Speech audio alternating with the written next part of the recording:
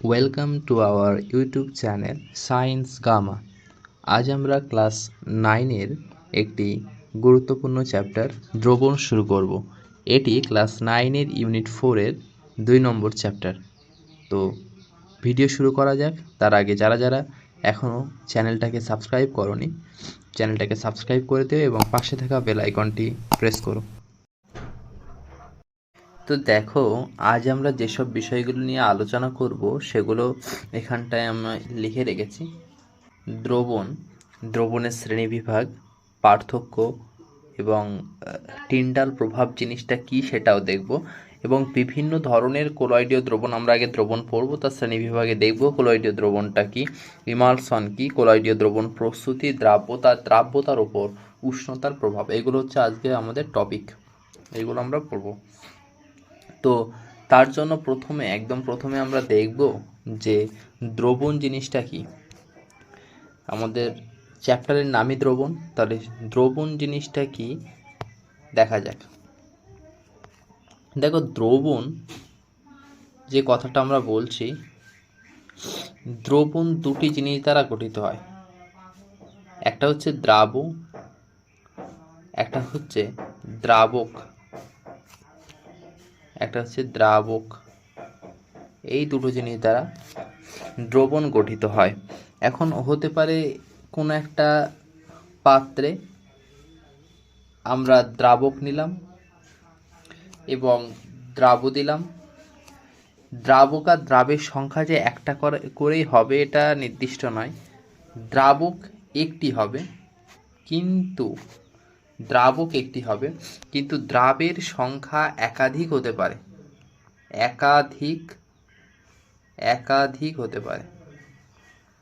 দ্রাবের সংখ্যা একাধিক হতে পারে।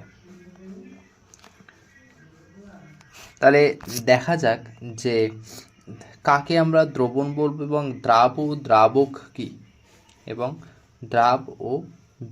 কি।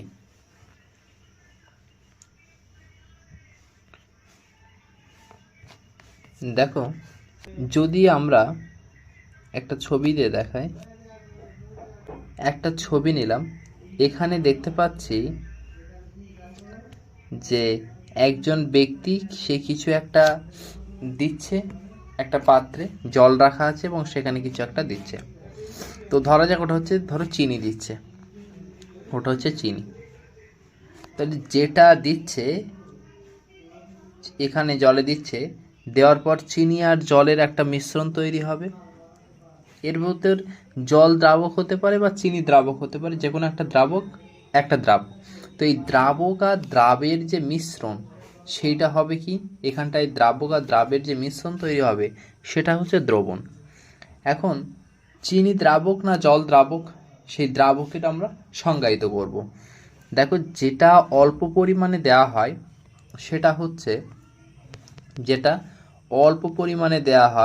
সেটা হচ্ছে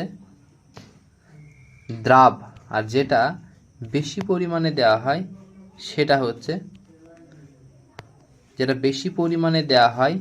সেটা হচ্ছে দ্রাবক। তাহলে এখানটায় বেশি পরিমাণে কোনটা দেওয়া হচ্ছে?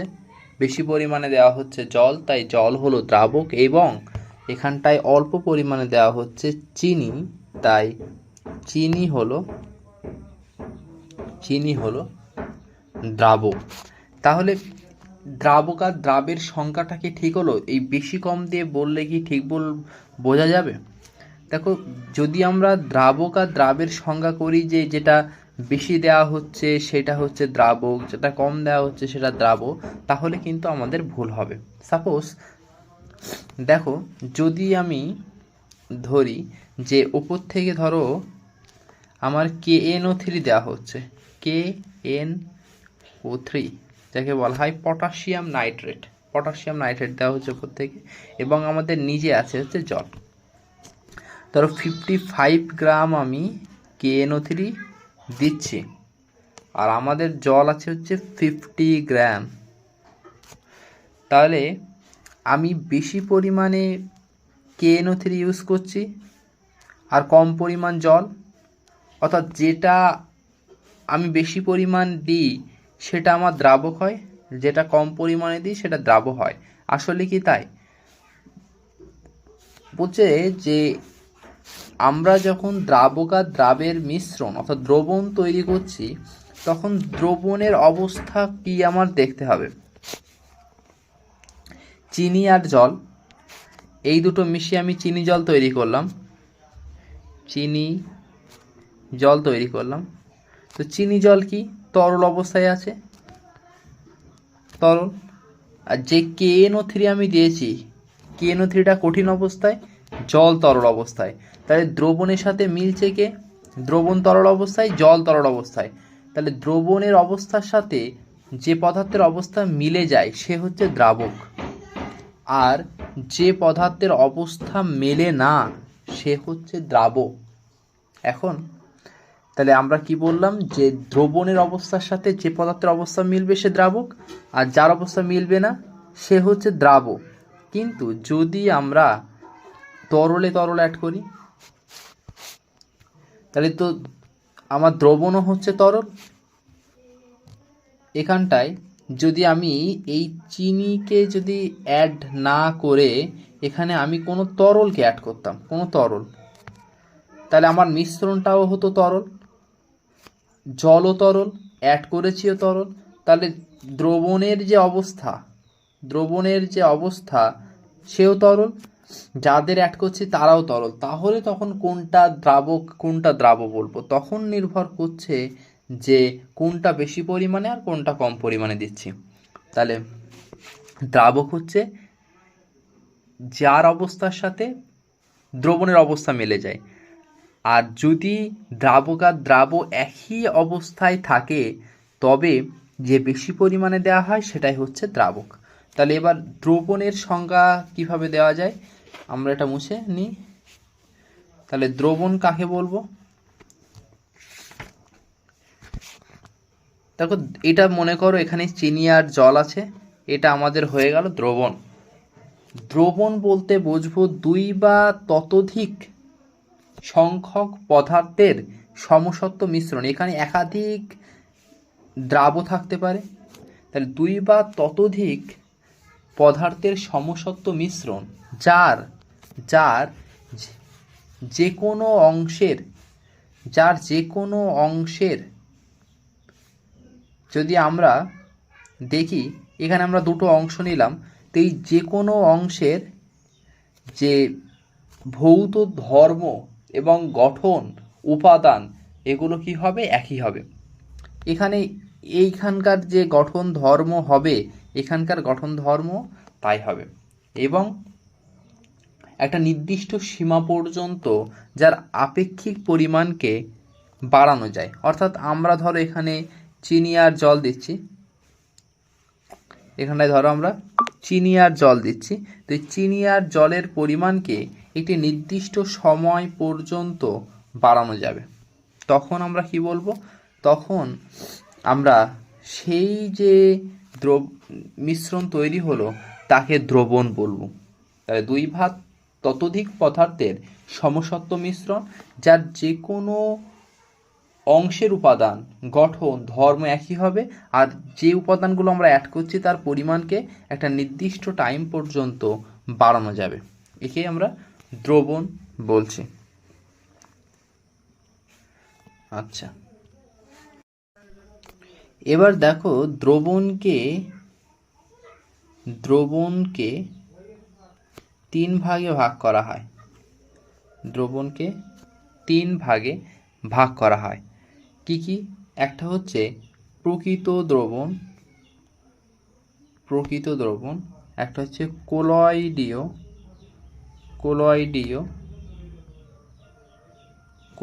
দ্রবণ, আর একটা হচ্ছে মিশ্রণ, একটা হচ্ছে প্রলম্বন। এই তিনটে ভাগে কোলয়েডীয় দ্রবণকে ভাগ করা হয়। এবং এই যে ভাগটা করা হয় কিসের ভিত্তিতে ভাগ করা হয়, আমি যদি মুছে দিই, দেখো কিসের ভিত্তিতে এই ভাগটা করা হয়। ধরো এই একটা আমাদের পাত্র আছে, এই পাত্রে আমাদের দ্রাবক আছে, আর এখানে আমরা দ্রাব অণু দিচ্ছি, ওপর থেকে দ্রাব অণু দিচ্ছি। এখন যে দ্রাব অণুটা আমরা দিচ্ছি, সেই দ্রাব অণুর যে ব্যাস, এই যে ডায়ামিটার, এই তার ব্যাস কেমন, সেই ব্যাসের উপর নির্ভর করে 3 ভাগে ভাগ করা হয়। যদি যে দ্রাবক অণু, ধরো চিনি অ্যাড করছি বা নুন অ্যাড করছি, সেই নুনের অণুর একটা এরকম ব্যাস আছে, নুনের অণুর একটা এরকম ব্যাস আছে, তাহলে সেই ব্যাসের দৈর্ঘ্য কত তার উপর ভিত্তি করে 3 ভাগে ভাগ করা হয়। যদি ব্যাস খুব কম হয় তখন তাকে আমরা বলি প্রকৃত দ্রবণ, যদি ব্যাস খুব বেশি হয় তখন তাকে বলি প্রলম্বন, যদি মিডিয়াম সাইজের হয় তখন তাকে আমরা বলি কোলয়েডীয় দ্রবণ। এখন দেখা যাক যে প্রকৃত দ্রবণটা কি। তাকে এখানে দেখা যাচ্ছে যে একটা প্রকৃত দ্রবণ, একটা কোলয়েডীয় দ্রবণ এবং একটা প্রলম্বন। এক্ষুনি বললাম যে আমাদের প্রকৃত দ্রবণের যে ব্যাস হবে, প্রকৃত দ্রবণের কণার ব্যাস হবে সেটা হচ্ছে 10⁻⁻8 সেমি বা তার থেকেও 10⁻⁻8 সেমি, তার থেকে কম হতে হবে। তো 10⁻⁻8 সেমি মানে কত আমরা জানি, এর রেসিপ্রোকাল করলে কী হয়, 10⁻⁻8টা +8 হয়ে যায়, তাহলে 1/10⁸ মানে প্রায় 1 কোটি ভাগের 1 ভাগ। আমরা যদি একটা ক্ষুদ্র কণাকে 1 কোটি ভাগ করে তার একটা ভাগ নিই, তো যে ব্যাস হবে সেইটা 1 সেমি একটা কণাকে যদি 1 কোটি ভাগ করি এবং তার একটা ভাগ নিই, তবে যে ব্যাস হবে সেই রকম ক্ষুদ্র কণা দ্বারা গঠিত যে দ্রবণ, ক্ষুদ্র দ্রাবক কণা দ্বারা গঠিত যে দ্রবণ, তাকে আমরা বলছি প্রকৃত দ্রবণ। এবং যদি কণার ব্যাস তার থেকে একটু বেশি হয়, অর্থাৎ 10⁻⁻7 থেকে 10⁻⁻5 সেমি, তখন তাকে আমরা বলবো হচ্ছে কোলয়েডীয় দ্রবণ। 10⁻5 মানে 1/10⁵, দ্যাট মিনস 10,000 ভাগের 1 ভাগ, অনেকটা তাও বড়। আগে ছিল 1 কোটি ভাগের 1 ভাগ। এবং যদি প্রলম্বনের কথা বলি, প্রলম্বন কাকে বলবো, যে প্রলম্বন বা সাসপেনশন, প্রলম্বন হলো যে কণার ব্যাস যদি খুব বড় হয়, 10⁻⁻4 সেমি থেকে বড়, অর্থাৎ 1000 ভাগের 1 ভাগ, 1 সেমির 1000 ভাগের 1 ভাগ বা তার থেকেও হচ্ছে বড় যদি হয় কণার ব্যাস, তখন তাকে আমরা বলবো প্রলম্বন। এটা কার ভিত্তিতে ভাগ করলাম, এটা আমরা ভাগ করলাম হচ্ছে দ্রাবক কণার ব্যাসের ভিত্তিতে। তো এবার কিছু উদাহরণ বলি, প্রকৃত দ্রবণের কিছু উদাহরণ। প্রকৃত দ্রবণের উদাহরণ হচ্ছে যে ধরো আমি এখানে নুন গুললাম, NaCl এর দ্রবণ বা নুনের দ্রবণ, লবণের দ্রবণ, এটা কিন্তু প্রকৃত দ্রবণের উদাহরণ। তারপরে জলে চিনি গোলা, তুতে, খাদ্য লবণ, এগুলো হচ্ছে আমাদের প্রকৃত দ্রবণ। তো তুতে মানে হচ্ছে CuSO4, কপার সালফেট, যদি জলে কপার সালফেট গোলায়, এটাও একটা প্রকৃত দ্রবণ। এখন কোলয়েডীয় দ্রবণের উদাহরণ কি? কোলয়েডীয় দ্রবণের উদাহরণ আমরা ডেইলি খাই এরকম একটা জিনিসের উদাহরণ হচ্ছে দুধ। দুধ হচ্ছে একটা কোলয়েডীয় দ্রবণের উদাহরণ, এটাও একটা কোলয়েডীয় দ্রবণের উদাহরণ। এবার এছাড়াও আরও অনেক উদাহরণ হয় কোলয়েডীয় দ্রবণের উদাহরণ, যেমন ভাতের ফ্যান, তারপরে চা, কফি, এগুলো সবই হচ্ছে কোলয়েডীয় দ্রবণের উদাহরণ। তারপরে আমাদের আছে প্রলম্বন। প্রলম্বনের উদাহরণ কী হতে পারে, যদি আমরা একটা পাত্র নিই এবং সেখানে ধরো জল নিলাম, এই জলে আমরা কি অ্যাড করলাম, এখানে আমরা বালির টুকরো অ্যাড করলাম, এখানে বড় বড় ছোট ছোট পাথরের যে নুড়ি, সেই নুড়ির টুকরো যদি এখানে আমরা অ্যাড করি, তবে কি হবে, যে আমাদের দ্রবণটা তৈরি হবে, তাকে আমরা বলবো প্রলম্বন। প্রলম্বনের একটা বৈশিষ্ট্য হচ্ছে যে যেহেতু প্রলম্বনের যে কণা, সেই কণাগুলোর ব্যাস অনেক বেশি, তো কি হয়, প্রলম্বনের কণাগুলি হচ্ছে থিতিয়ে পড়ে, প্রলম্বনের কণাগুলি, ভারী কণাগুলি থিতিয়ে পড়ে, আর হালকা কণাগুলি উপরে ভাসে। আমরা পরে দেখবো সেটা, যে প্রলম্বনের ক্ষেত্রে কেমন দেখায় প্রলম্বনের দ্রবণটা। এবার মোটামুটি কণার ভিত্তিতে কিভাবে 3 প্রকার দ্রবণকে ভাগ করা হয় দেখলাম। তো একটা ছবির মাধ্যমে আবার আমরা পার্থক্য করি, দেখা যাক যে এই 3 প্রকার দ্রবণের মধ্যে কি কি পার্থক্য আছে। প্রথম দেখো যে এখানে এটা হচ্ছে সল্ট সলিউশন বা প্রাকৃতিক একটা প্রকৃত দ্রবণের উদাহরণ। আচ্ছা, এটা হচ্ছে কোলয়েডীয় দ্রবণের উদাহরণ দুধ, আর এটা হচ্ছে একটা প্রলম্বনের উদাহরণ বা স্যান্ড ওয়াটার নেওয়া হয়েছে এখানে, বালি আর ওই ছোট ছোট নুড়ি যেগুলো আর কি। তো এবার সল্ট সলিউশনের ক্ষেত্রে আমরা দেখতে পাচ্ছি এটা একটা ট্রান্সপারেন্ট সলিউশন, স্বচ্ছ একদম, এখানকার যে কণাগুলো দেখা যাচ্ছে না। কোলয়েডের ক্ষেত্রে কি কণাগুলো ভাসে, কণাগুলো দ্রাবকে ভাসে। আর সাসপেনশনের ক্ষেত্রে, প্রলম্বনের ক্ষেত্রে দেখো উপরটা হালকা তলাটা ঘন, অর্থাৎ যে বালির ভারী কণাগুলো তলায় পড়ে গেছে আর উপরে হচ্ছে সূক্ষ্ম কণাগুলো আছে। তো এটা প্রলম্বনের একটা বৈশিষ্ট্য। তাহলে প্রথম পার্থক্য কি করা যায়? প্রথম পার্থক্য হচ্ছে আমাদের সল্ট সলিউশন বা প্রকৃত দ্রবণ স্বচ্ছ হবে, কোলয়েডীয় দ্রবণ অস্বচ্ছ হবে, আর প্রলম্বনও অস্বচ্ছ হবে। এবং 2 নম্বরে এখানে আমরা পড়েছি যে কণার ব্যাস কত হয়। 2 নম্বরে আমরা পড়েছি যে প্রাকৃতিক যে দ্রবণ, প্রকৃত দ্রবণের কণার ব্যাস 10⁻⁻8 সেমি হবে। এর ক্ষেত্রে কোলয়েডের ক্ষেত্রে হবে 10⁻⁻7 থেকে 10⁻⁻5 সেমি, এবং প্রলম্বনের ক্ষেত্রে হবে 10⁻⁻4 সেমি বা তার থেকে বড় হবে। তাহলে কণার ব্যাসের ভিত্তিতে পার্থক্য করা যায়, দেখতে কেমন, স্বচ্ছ অস্বচ্ছ তাই দিয়ে পার্থক্য করা যায়। 3 নম্বর হচ্ছে দৃশ্যমানতা। 3 নম্বর হচ্ছে দৃশ্যমানতা।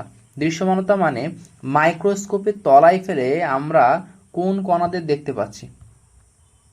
দেখো যে মাইক্রোস্কোপের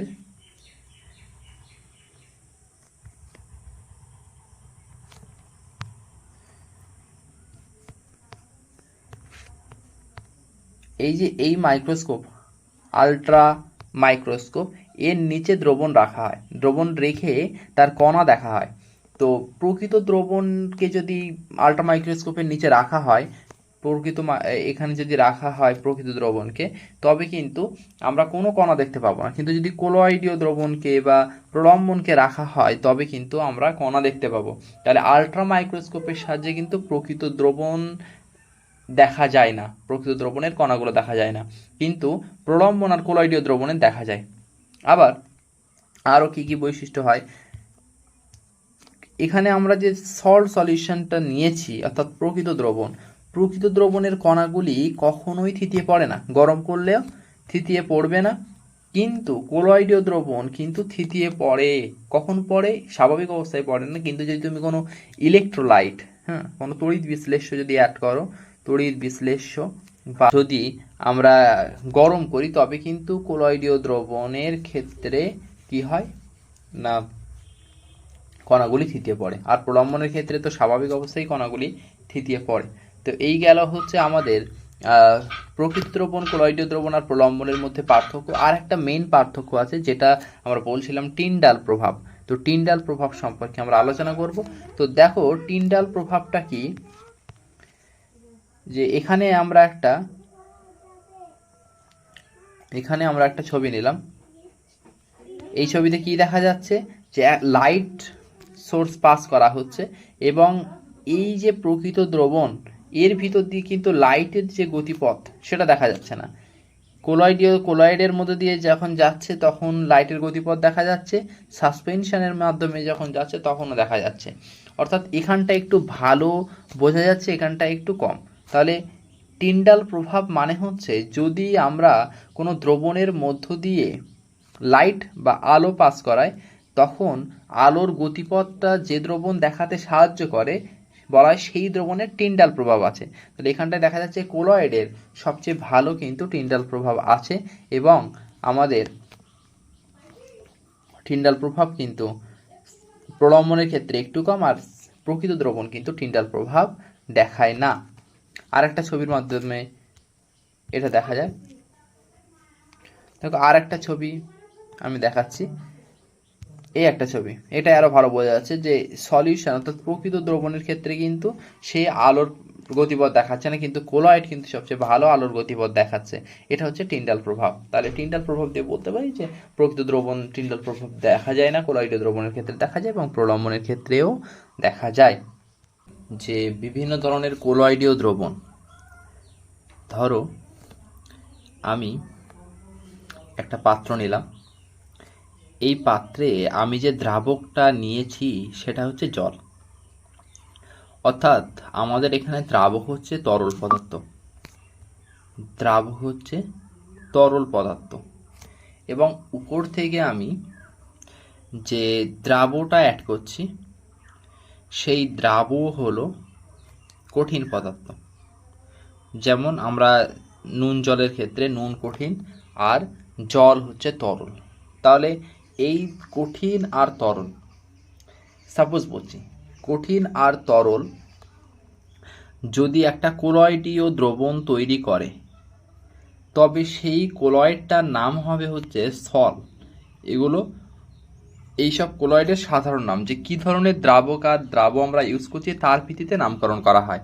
যদি আমাদের দ্রাবক তরল হয় আর দ্রাব যদি কঠিন হয়, তবে আমরা সেই কোলয়েডটার নাম বলি সল। আবার একটা ধরো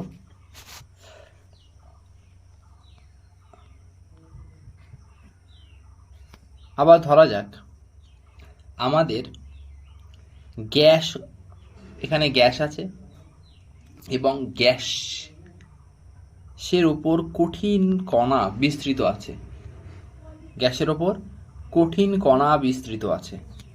তখন আমাদের বেশি পরিমাণে আছে হচ্ছে গ্যাস, তাহলে গ্যাস হচ্ছে এখানে দ্রাবক। আর বা দ্রাবকের আর একটা নাম হচ্ছে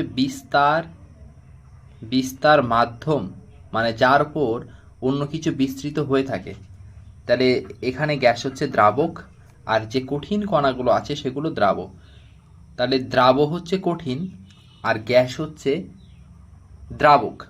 তাহলে যদি গ্যাস দ্রাবক হয় আর দ্রাব যদি কঠিন হয়, এর সাধারণ নাম হচ্ছে কঠিন এরোসল। এর সাধারণ নাম হচ্ছে কঠিন এরোসল। আবার যদি এখানটায় এইগুলো যদি কঠিন কণা না হয় তরল কণা হতো, তাহলে গ্যাস হচ্ছে দ্রাবক আর তরল কণা হচ্ছে দ্রাব, তখন তার নাম হতো তরল অ্যারোসল। তো এরকম ক্লাস 9-এ কোশ্চেন পড়ে এখান থেকে, যে একটা তরল এরোসলের উদাহরণ দাও। তরল এরোসলকে উদাহরণ কী হবে? মেঘ। কারণ মেঘে মানে বাতাসে জলকণাগুলো ভাসছে, সেটাই মেঘ। তাহলে বাতাস সেটাও তো গ্যাস, তাহলে গ্যাস হচ্ছে সেই বিস্তার মাধ্যম এবং সেখানে জলকণাগুলো ভাসছে, এগুলো হচ্ছে বিস্তৃত দশা। তাহলে একজন দ্রাবক একজন দ্রাব, এবং দ্রাবক হচ্ছে গ্যাস আর দ্রাব হচ্ছে তরল। তাহলে এটা মিলে যেটা তৈরি করে সেটা হচ্ছে তরল অ্যারোসল। আর মেঘের উদাহরণ আমরা দিতে পারি বা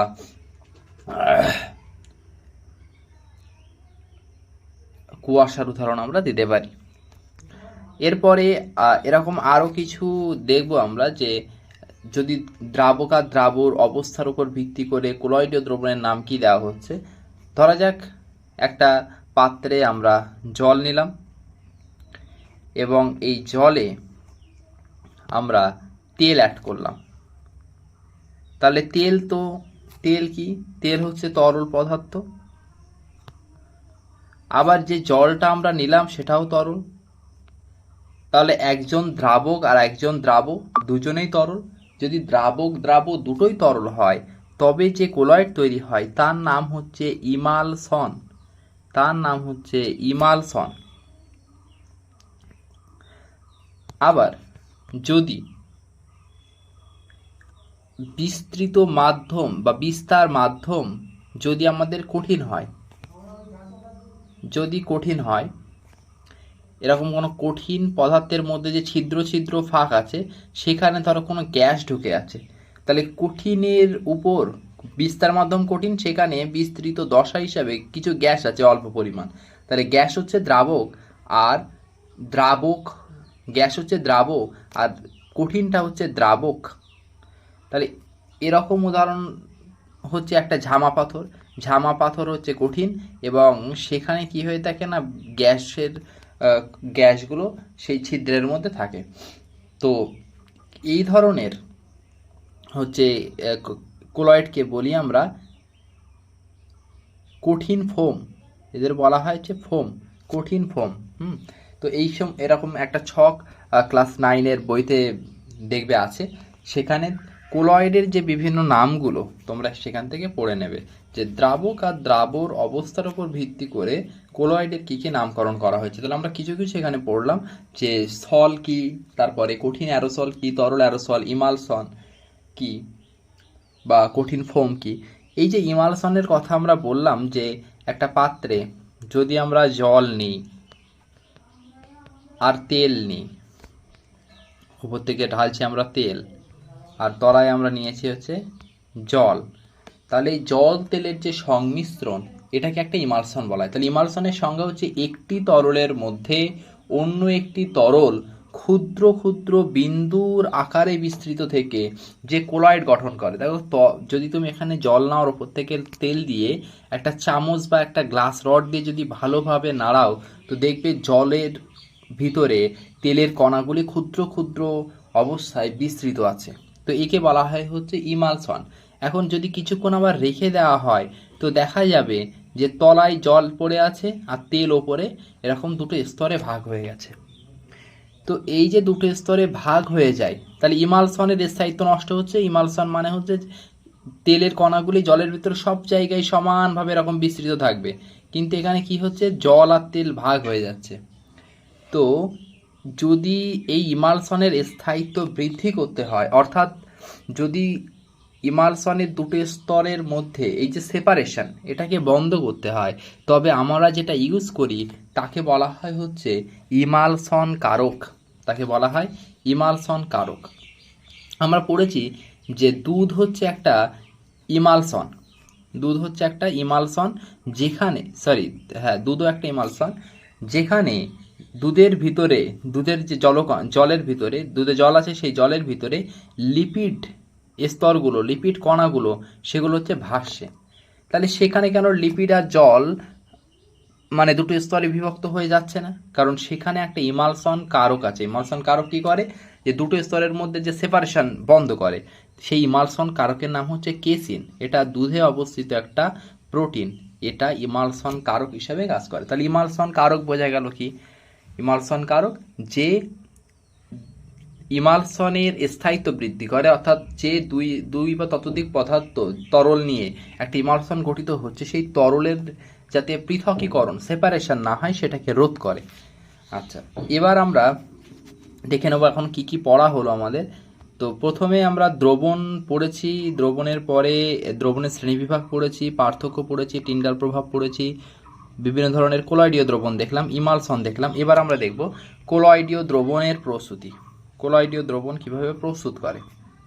তো কোলয়েডীয় দ্রবণের প্রস্তুতির জন্য একটা পাত্র আমাদের নিতে হবে। আমরা একটা পাত্র নিলাম। এই পাত্রে আমরা কি অ্যাড করলাম, Na2S2O3, একে বলা হয় হচ্ছে সোডিয়াম থায়োসালফেট। এই সোডিয়াম থায়োসালফেটের কিছু কেলাস নিলাম। নেওয়ার পর তাতে আমরা কি করব, জল অ্যাড করব। জল দিয়ে কি করলাম, এর একটা হোমোজিনিয়াস সলিউশন বা সমসত্ব একটা দ্রবণ বানালাম আমরা।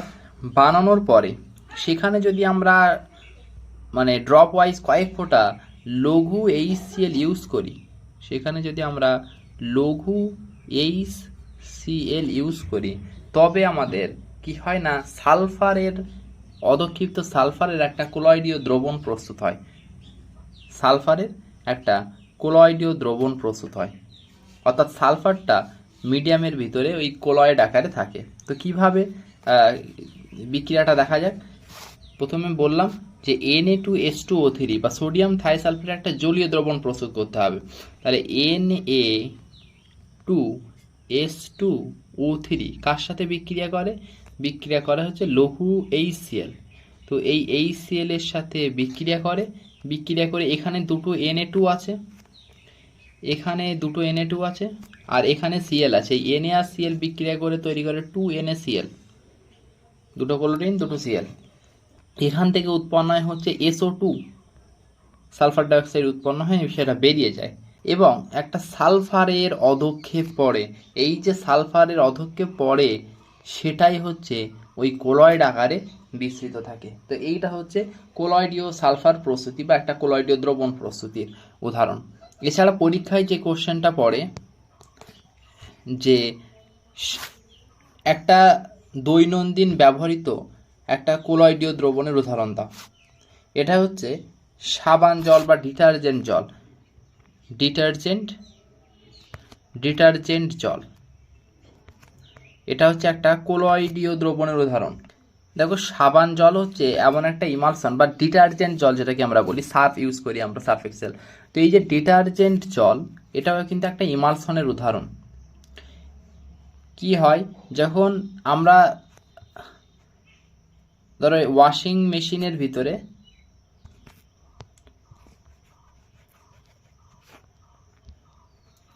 ধরো আমাদের একটা এই গামলা আছে, এই গামলার ভিতরে আমরা জামা কাপড় দিলাম এখানে এবং ডিটারজেন্ট জলে সেটাকে রাখলাম। রাখার ফলে জামা কাপড়ের ভিতরে যেসব ময়লা আছে সেইগুলো কিন্তু ডিটারজেন্ট বার করে দেয় এবং সেই ময়লা তেলগুলো যেগুলো আছে সেগুলো জলের সাথে মিশে ইমালশন তৈরি করে। আর ডিটারজেন্ট ইমালশন কারক হিসাবে কাজ করে। ইমালশন কারক মানে যে ওই তেলের আর জলের মিশ্রণটাকে তৈরি করে, সে হচ্ছে ইমালশন কারক। তাহলে প্রশ্ন হয় সাবান ও ডিটারজেন্ট পরিষ্কার করে কিভাবে? সাবান বা ডিটারজেন্ট ও জলের মিশ্রণ উৎপন্ন কোলয়েড কণাগুলি এই ইমালশন কারক রূপে কাজ করে। জামা কাপড়ে আটকে থাকা যে তেল জাতীয় পদার্থ সেগুলো ইমালশন গঠনে সাহায্য করে, আর ফলে তেল জাতীয় পদার্থের সঙ্গে ধুলো ময়লাও কিন্তু জামা থেকে পৃথক হয়ে যায়। তাহলে এরকম কোশ্চেন কিন্তু পড়তে পারে। আর একটা যদি আমি দেখি, আর একটা